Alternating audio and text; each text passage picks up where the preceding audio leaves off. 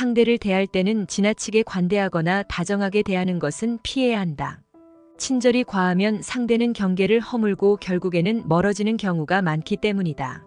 사람은 어떤 일이든 자신과 연관지어 생각하지만 자기에게 이익이 되지 않으면 무관심한 태도를 보인다.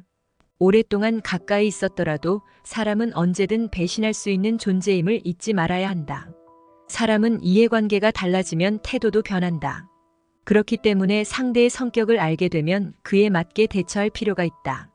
모든 사람은 가면을 쓴다. 그 가면 속에 진짜 얼굴이 어떤지 알 수 없으며 시간이 지나면 또 어떻게 변할지 모른다. 가까운 사이일지라도 인간의 본성이 그러함을 인정해야 한다. 그러니 불안정한 외부 환경이 아닌 자신의 내면을 의지하는 것이 중요하다. 인간은 고슴도치와 같다. 너무 가까워지면 가시에 찔린다. 타인이나 세상에 많은 것을 기대하지 말아야 한다. 다른 사람에게서 무엇을 얻고자 하는가? 결국 인간은 누구나 혼자다. 중요한 것은 혼자 있을 때 어떤 사람인지에 대한 것이다. 쇼펜하우어가 말했듯이 모든 상황에서 결국 우리는 스스로에게서 구해야 한다. 배신은 가까운 사람일수록 더 아프다. 배신을 서서히 할 사람과 빠르게 할 사람은 있을지언정 배신하지 않을 사람은 드물다. 그렇기에 의심이 들 때는 그냥 넘기지 말고 반드시 검증해야 한다. 의심이 생기면 겉으로는 믿는 척하라. 그러면 상대는 더 큰 거짓말을 하게 되어 본 모습이 드러날 것이다. 또한 우연히 상대의 나쁜 면을 목격했다면 잊지 말고 그에 맞는 대처를 하는 것이 현명하다. 우리에게 가장 중요한 것은 자기 자신에게만 의지하는 것이다. 현명한 사람은 스스로 행복하고 만족스럽게 살아간다. 더 많은 것을 바라지 않고 자족하지 못하면 우리는 타인 속에서 자신을 잃게 된다. 대부분의 고뇌와 불안은 타인이 나를 어떻게 생각할까 걱정하는 데서 비롯된다. 질투와 증오 역시 같은 뿌리에서 자라난다. 타인의 기준에 따라 사는 사람은 결국 그들의 노예가 된다. 남의 시선을 의식하지 않고 그들의 인정을 넘어선 사람만이 진정한 행복을 누릴 수 있다. 행복을 위해서는 타인의 판단을 중시하는 명예욕과 허영심을 버려야 한다. 인간의 행복과 불행을 가르는 것은 객관적인 조건이 아닌 그것을 우리가 어떻게 받아들이느냐에 달려있다. 사람들이 질투하는 이유는 자신보다 나은 처지에 있는 사람을 보며 비교하기 때문이다. 그 사람이 더 많은 재산을 가졌거나 더 큰 사랑을 받는다고 생각할 때 우리는 스스로 비참함을 느끼게 된다. 모든 불행은 비교에서 시작된다. 질투는 인간의 자연스러운 본능이지만 그것은 고통과 불행을 가져다 준다. 그래서 질투는 우리의 행복을 막는 장애물로 여겨져 왔다. 우리는 질투라는 감정을 마치 잡초처럼 우리의 마음속에서 뽑아내야 한다. 자신이 가진 것에 만족하고 이를 즐기려면 남들과 비교하지 말아야 한다. 자신보다 더 많이 가진 사람을 부러워하는 사람은 결코 행복해질 수 없다. 행복해지려면 자신보다 못한 사람을 떠올리고 위안을 삼는 것이 빠른 방법이다. 이 세상에 나보다 불행한 사람이 얼마나 많은지 생각해보라. 태어날 때부터 시력을 잃었거나 청력을 잃은 사람들, 한 끼 식사조차 해결하지 못하는 사람들. 그들 역시 당신과 함께 살아가고 있다. 지금 얼마나 많은 사람들이 당신을 앞서가는지 생각하기보다는 얼마나 많은 사람들이 당신의 뒤를 따르고 있는지 생각해보라. 인간이 살아가는 세상은 그가 보는 각도에 따라 달라진다. 우리는 자주 자신이 가진 것을 놓치고 부족한 것만 보게 된다. 그렇게 되면 불행의 길을 걷게 된다. 항상 위를 바라보기보다 아래를 보며 살아가야 하며 행복해 보이는 사람이 정말 행복한지 의심해 봐야 한다. 인간은 다른 사람처럼 되고자 하기 때문에 자신의 잠재력을 대부분 잃어버린다. 여러 가지 생각을 한꺼번에 기억하려는 것은 모기 음식을 모두 삼키려는 것과 같다. 좌절을 경험한 사람은 자신만의 이야기를 가지며 그것이 그를 인생의 지혜로운 길로 이끈다.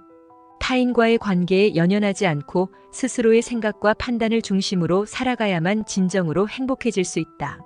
우리는 타인의 평가에 지나치게 신경 쓰면 스스로가 약해지기 마련이다. 그러므로 본능을 잘 다스려 남의 칭찬이나 비난에 흔들리지 말고 자신의 생각과 주관을 최우선으로 삼아야 한다. 남의 시선을 의식하지 않고 남이 알아주는 것에 신경 쓰지 않는 사람이 더욱 행복해진다. 어떤 일의 결과나 내용보다 더 중요한 것은 그 일에 대한 나의 생각과 태도이다. 항상 남의 평가를 신경 쓰는 사람은 노예가 될 뿐이다. 노예는 주인의 눈치를 보고 그 명령에 따르는 운명을 가진다. 왜 남을 나의 주인으로 만들며 노예처럼 살아가려 하는가? 결국 인간의 행복은 홀로 잘 견디는 능력에 달려 있다. 우리가 느끼는 거의 모든 슬픔은 사람들과의 관계에서 비롯된다. 우리는 다른 사람들과 같아지기 위해 많은 시간을 낭비한다. 사람들의 기대에 나를 맞추려는 것이 모든 불행의 시작이다. 사람은 혼자일 때 비로소 온전히 자신이 될 수 있다. 고독을 사랑하지 않는다면 자유를 사랑할 수 없다. 사람이 사교적인 것은 사교가 좋아서가 아니라 고독이 두렵기 때문이다. 나는 나 자신일 수밖에 없다. 내가 나를 부끄러워하지 않는다면 남들도 나를 부끄러워하지 않을 것이다. 우리의 모든 불행은 혼자 있을 수 없어서 생긴다. 고독을 사랑하는 습관을 길러라.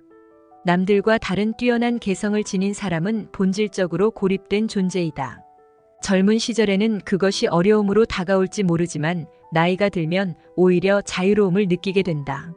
고독을 사랑하는 습관이 젊은 시절에는 힘들게 느껴졌다면 이제는 편안하고 자연스러워질 수 있다.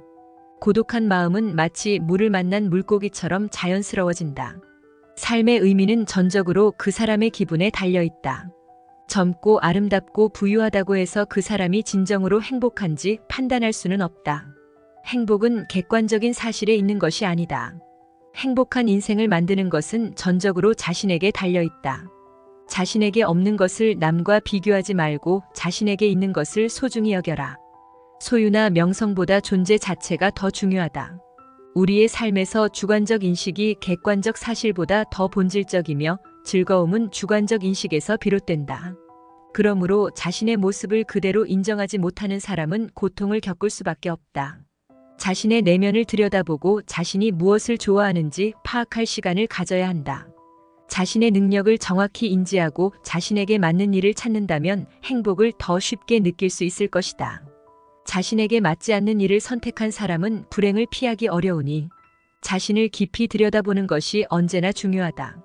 과거에 대한 후회로 자신을 괴로움 속에 빠뜨리지 말라. 세상에는 언제나 무엇이든 취할 준비가 되어 있는 사람들, 천민무리가 존재한다. 그들은 마치 해충처럼 수없이 몰려들지만 그들이 그렇게 하는 이유는 무료함에서 벗어나기 위해서이다. 정신적으로 충분한 온기를 지닌 사람들은 그 무리에 속할 필요가 없다. 지적으로 뛰어난 사람들은 고독한 생활로 두 가지 장점을 얻게 된다. 하나는 자기 자신과 함께할 수 있다는 것이고 다른 하나는 타인과 함께하지 않는다는 것이다. 모든 교제에는 강요와 불편함, 위험이 따르기 마련이다. 이 두 번째 장점은 매우 중요한 것이다. 사교란 도덕적으로 문제가 있거나 불합리한 사람들과 접촉하게 될 가능성을 내포한 위험한 일이기도 하다. 비사교적인 사람은 사교의 필요성이 없는 사람이다. 우리가 겪는 대부분의 문제는 사교에서 비롯된다. 사교가 필요 없을 만큼 많은 것을 소유하고 있다는 사실만으로도 큰 축복이다. 어려운 일을 겪었을 때 우리는 먼저 감사할 만한 것들을 찾고 그것에 감사해야 한다. 그러면 마음이 차분해지고 어려움도 견디기 쉬워질 것이다. 삶의 지혜, 지혜로운 삶. 우리가 인생을 살아가면서 지혜로운 사람이 되고 싶어하는 이유는 무엇일까요? 이건 간단합니다. 바로 나의 심신 건강을 위해서 그리고 내 자식, 내 가족들이 평안하고 지혜로운 삶을 살아갈 수 있도록 도와주기 위해서일 겁니다. 하지만 지금 세상이 그저 지혜만으로 살아갈 수 있는 세상일까요? 자녀 및 부모 부양으로 인한 노후 준비 무방비, 급여 인상이 물가 상승을 따라가지 못하는 상황, 초고령 사회 등의 뉴스만 보더라도 살아가기 힘든 세상임을 알 수가 있습니다. 실제로 평소 생활 속에서 직접 힘듦을 겪은 분들은 잘 아실 거예요. 자식도 부모에게 지혜보단 돈을 바라고 나 자신도 삶의 지혜보다도 행복한 노후를 보낼 수 있는 돈이 필요하지만 없던 돈이 갑자기 짠 하고 생겨날 일은 전혀 없죠. 결국 돈이 없으면 지혜로운 말도 어리석은 말로 치부되기 일쑤고 자식들 역시 이제 와서는 그저 잔소리 하시는구나 라고 생각할 수가 있습니다. 그만큼 세상이 변해버린 거죠. 그래도 저는 여러분들에게 애써 지혜로운 마음을 다잡은 것을 후회하지 마시고 그대로 정진하시라 말씀드리고 싶습니다.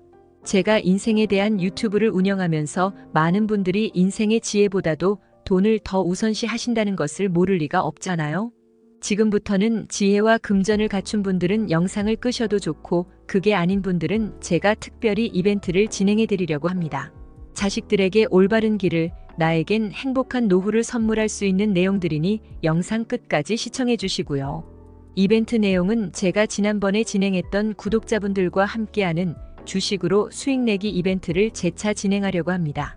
당연히 100% 무료로 진행을 했고 여기 보면 아시겠지만 제가 지난번에도 저한테 지혜라고 남기신 모든 구독자분들께 이렇게 AI 관련 수혜주 중에 가장 급등할 확률이 높은 한 종목, 많은 종목도 아니라 딱 대원전선 한 종목을 여러분들에게 추천드렸습니다.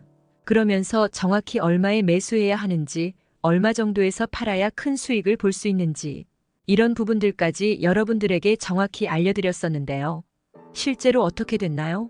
오른쪽을 보면 아시겠지만 제가 문자로 이 대원전선을 소개해드리고 나서 실제로 이렇게 300% 3배 이상의 급등이 나왔습니다.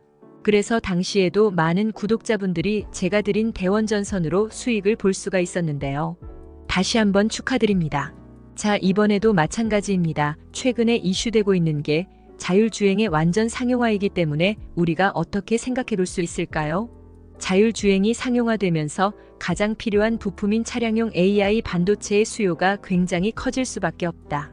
그럼 그 중에서 과거 자율주행 관련주로 크게 오른 전적이 있고 차량용 반도체 매출이 계속해서 증가하고 있는 우리나라 기업들 중에 한 곳이 가장 크게 부각을 받을 수밖에 없겠구나. 당연히 우리가 이쪽으로 생각을 해야 된다는 겁니다.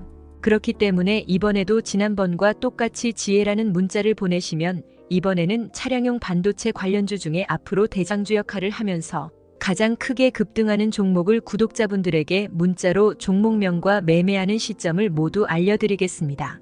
그래서 여러분들이 지혜로운 삶과 더불어 행복한 노후와 가족의 화합을 위해 주식으로 돈 버는 연습을 한번 해보시라 이렇게 말씀을 드리는 거고, 혹시라도 나는 주식을 하지 않는다 하시는 분들은 주변에 주식하시는 분들에게 추천을 해주셔도 되고, 아니면 연세가 있으셔서 투자가 어려우신 분들은 자녀분들에게 한번 사봐라, 이걸로 한번 수익을 내봐라 이렇게 스마트하고 지혜로운 조언을 해줄 수도 있겠죠?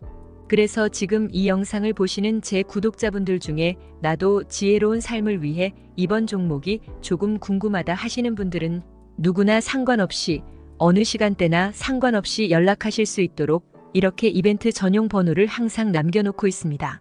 이전처럼 똑같이 지혜라고 문자 보내시면 제가 이번에도 똑같이 무료 추천 급등주를 보내드리겠습니다. 이해되시죠? 여기 있는 이벤트 전용 번호로 지혜라고 보내시면 여러분들이 직접 지혜로운 삶을 위해서, 행복한 노후를 위해서, 자녀분들을 위해서 돈 버는 연습을 해보실 수가 있는 거고, 제가 돈을 받는 것도 아니고 투자를 대신해 드리는 것도 아니니까 부담 없이 신청하시면 되는 겁니다. 그리고 여러분들이 수익이 나면 저는 다른 것은 바라지 않습니다. 제 채널의 구독이랑 좋아요 한 번씩만 눌러주시라 이렇게 다시 한번 말씀을 드립니다. 여러분들의 행복하고 지혜로운 삶을 기원합니다.